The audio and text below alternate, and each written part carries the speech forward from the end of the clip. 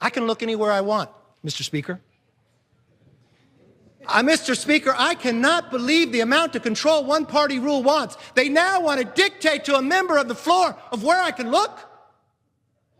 Are you afraid of the basis of the information in the bill? Sir, I'm gladly to look at you, Mr. Speaker. There's a difference between addressing and looking. I know one-party rule wants to control every element of our lives. So that's what it looks like when a man with power he doesn't deserve and shouldn't have doesn't get that he's a joke, doesn't get that he has nothing, and believes that he's really doing a good job. And that was at some point during a 8.5 hour long speech designed to stop for as long as possible you getting, I don't know, like a hearing benefit or elder care or paid leave. That's all it was. And there was a lot of nonsense, and we'll get to some more of it, Brett, but I think that sums it up pretty well. That little whiny tantrum. This is what I want. This is the filibuster America deserves. I guess there's a question when we were talking about the 25th Amendment resolution. And you asked if what happens if it gets there after he's gone. Is there any chance? Are you hearing that he might resign? Is there any reason to think that might happen? I've had some few discussions. My gut tells me no. I'm seriously thinking of having that conversation with him tonight. I haven't talked to him in a couple days. No, it'll pass the House. I think there's a chance it'll pass the Senate even when he's gone.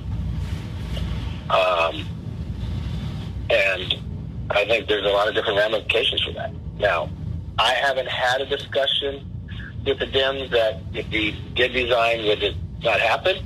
Now, this is one personal fear I have. I do not want to get into any conversations about Pence party, anything like that. I mean, the only discussion I would have with him is that I think this will pass, and it would be my recommendation we should resign.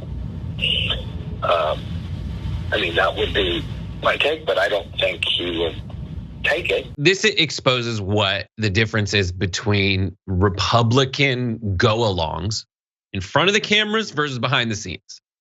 Behind the scenes, in front of the cameras, they're gonna go out and say like, listen, it isn't a big deal. Everybody is overreacting. The lamestream media is having a field day and they have no right to because they're all owned, bought, and sold by liberals. But behind the scenes, even Kevin McCarthy understands the gravity of this situation and the unprecedented nature of the insurrection that took place on January 6th.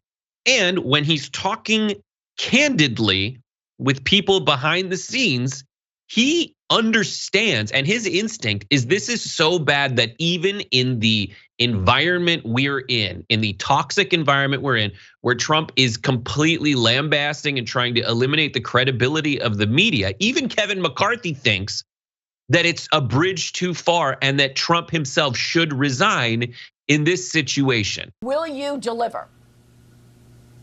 Yes, I will. I'll keep that promise. And one thing I said from the very beginning, Eric Swalwell cannot get a security clearance in the public sector. Why would we ever give him a security clearance in the secrets to America? So I will not allow him to be on Intel. You have Adam Schiff, who had lied to the American public time and again. We will not allow him to be on the Intel committee either. And you look, Congresswoman Omar, her anti-Semitic comments that have gone forward. We're not going to allow her to be on foreign affairs. But we're also going to stand up to what's happening, not just in the halls in Congress, but what's happening into our higher education institutions. The anti-Semitism that's going on these campuses and others. We will investigate that as well and stop this to make sure that America does have the freedoms that we said we would keep, and we will stand up to it as we move forward. Kevin McCarthy says that as the new House Speaker, he is going to strip a bunch of Democrats from their committee assignments. This should have been the most predictable thing possible for a number of different reasons. For the first reason, he has a very narrow majority, which means that whatever the craziest people in his caucus say, whatever Marjorie Greene or Paul Gosar want, that's what he's going to do. He is technically the leader of the Republicans, kind of, but they're the ones who are going to call the shots. He just like officially pulls the trigger on whatever they want, I guess. And the other reason why it should have been very predictable is, what have I been saying for the past couple of years?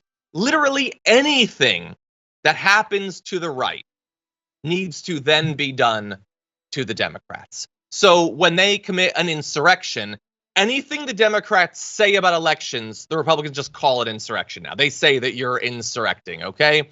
If they do a coup, then whatever, the Democrats, I guess they're cooing or whatever. So if Marjorie Greene spends years online openly calling for violence against the Democrats and talking about Jewish space lasers and all the conspiracy theories and all the anti-Semitism, then we gotta find something to do to the Democrats, okay? If Paul Gosar is spreading anime videos of him and other Republicans literally murdering AOC and Joe Biden, then if they get taken off, I guess we gotta find some Democrats to get taken off. So they're gonna take Ilhan Omar off of her committee because, and this is their reason, they say, years ago, she put out a tweet saying it's all about the Benjamins.